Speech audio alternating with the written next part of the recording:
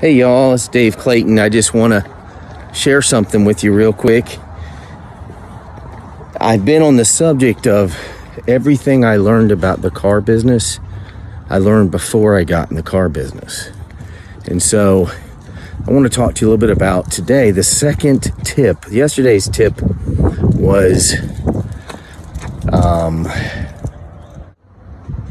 don't take for granted your customers that you've made friends, that you've built relationships. Don't take for granted when they come back to you. Don't cut corners with them because, don't assume they don't want to know all the buttons. So yeah, that was yesterday's tip. Today's tip, number 2, is not just did you learn everything about the car business that you need to know in order to sell cars before the car business, you were in it, but the language that you used before you were in the car business, you need to use now that you're in the car business. So unfortunately, we tend to start changing the way we talk once we get in the car business because we're around a bunch of car people.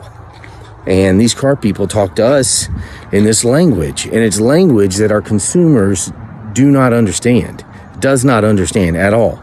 It's weird. So let's give some examples of this. How many of you have been watching government stuff on TV, in the news, whatever? They're in there, they're at these hearings, and these incredible lawyers are talking, and they're giving these great reasons, and they're talking in a lot of the words they're using is weird. It's like they're talking about partisan this, and the average Joe doesn't know what that means. Partisan this? What are you talking about? What's another example of this? When you around a bunch of church people, right? I'm a church person. I love church. I love being a part of that fellowship. They're my church family. I in no way am trying to cut on church people because I'm one. But listen to this. Somewhere along the line, after going to church for a little bit, we forgot how to talk like a normal person. We start talking in terms of fellowship this, and we're using terms that our friends that are not churchgoers don't understand at all. It's confusing how this happens. We start talking differently.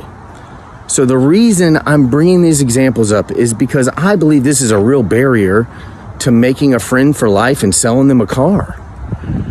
This is a real barrier. If we're not talking their language, if we're talking about being flipped upside down, if we're talking about we're using these terms that are just crazy, the person that's there shopping and looking at cars or that has trusted us and spent time with us, we sit down with them and we start talking in terms of, like, it depends on what term you use, folks. Well, a lot of people don't know what you mean by term. Or they talk, it's the residual, folks. These are all terms that we've learned as car salespeople, but our customers may not understand that. So try your darndest to speak in terms of regular day things. So that I hope this tip reaches somebody, because for me, this has been a huge difference in my car sales, is that I want to talk the language of my consumer, of my friend that I am going to make for life. So I hope this has been helpful, and I hope you choose to save with Dave. Thanks so much for listening to this video. Tomorrow I'll have another tip for you. Hopefully this is helping somebody. Thanks so much. I hope you choose to save with Dave. Talk to you soon.